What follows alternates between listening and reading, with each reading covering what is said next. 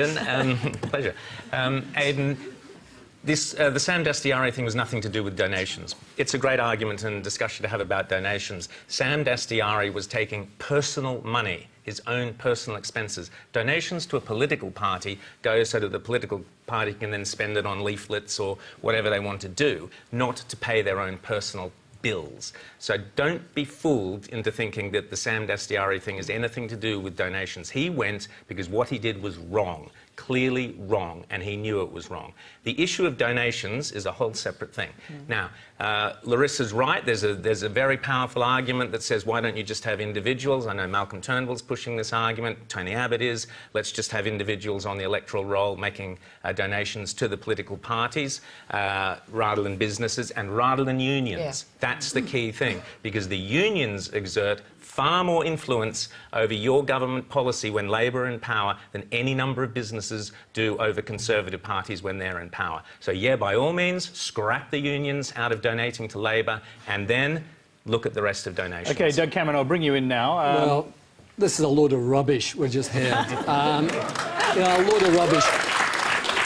One of the most democratic... It's not rubbish that the unions donate large amounts of money to the Labor Party. Well, the rubbish is that the High Court has made a decision that the unions are entitled to fund parties, and so are business. So there's a High Court decision. You need to change the Constitution to go down the path that you've been talking about and Larissa's been talking about. And for Malcolm Turnbull, who's supposed to be, a great lawyer, he knows that, but he keeps running this argument. So there's constitutional issues. And let me say about the unions, say this. You look at the workers down at Carlton United Brewery at the moment, 55 workers who turn up on the job and are told, don't come tomorrow, meet us down in the local hotel, and then they're told that they've got no job. And they've been offered their job back at 65% less. Carlton United Brewers supported the Liberal Party financially and politically. Carlton United Brewers, one of the biggest brewers in this country,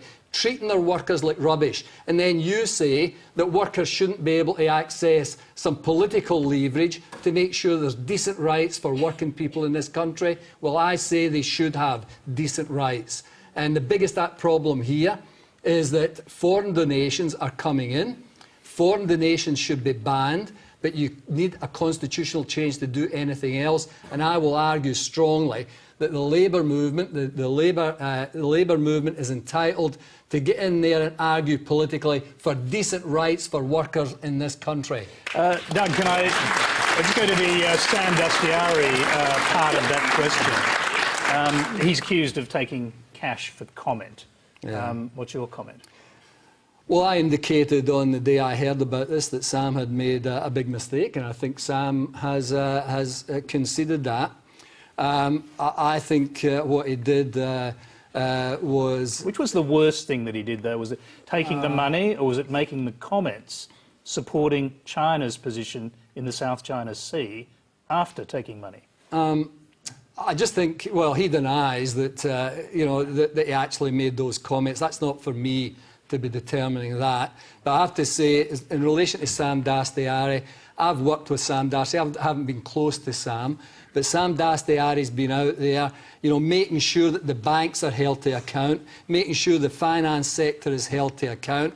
I think Sam has got a big contribution to make in the future. It's not just me that's saying that. Right-wing commentators are saying that. And the venom and the viciousness against Sam is partly because of that. That doesn't excuse what he did. He accepts he made a mistake. He stood down. But I want strong voices to make sure there's some countervailing power in this country against the big banks, against big business, because if it's not there, inequality will continue to rise in this country and we'll end up like the United States. Okay.